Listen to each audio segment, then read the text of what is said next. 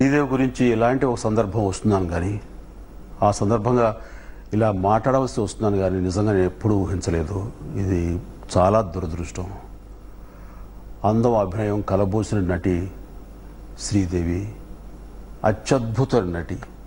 అలాంటి నటిమణి అంతకుముందు లేరు, ఇక భవిష్యత్తులో కూడా వస్తారని అనుకోను. మా అతిలోక సుందరి ఈ రకంగా అనంత లోకాలకు వెళ్ళిపోయారంటే అది మింగుడు పడేటి చేదు నిజం. నిజంగా భగవంతుడు చాలా అన్యాయం చేశాడు. ఇంత చిన్న వయసులో శ్రీదేవి ఈ రకమైనటువంటి హఠాత్ మరణం పొందడం అన్నది అది నిజంగా జీర్ణించుకోలేకపోతున్నాను. తనకి చిన్నప్పటి నుంచి నటన తప్ప మరొకటి తెలియదు, మరో ధ్యాస లేదు, మరో వ్యాపకం లేదు. ఎంతసేపటికి నటన నటన నటన అంత అంకిత భావం ఉన్నటువంటి నటీమణులు మనం ఎప్పుడు చూడలేం. అది ఒక శ్రీదేవి గారిని చూశాను. అది చూసి ఆ అంకిత భావం చూసి నేను ఎంతో నేర్చుకున్నాను, నేను ఎంతో ఇన్స్పైర్ అయ్యాను.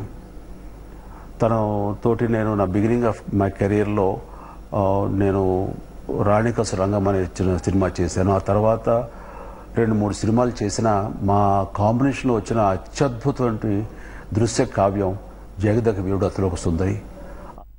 Thanks for watching the video. For more such news and updates, please like, share and subscribe to India Today. Also check out our other great videos from our channel. We know you would love to.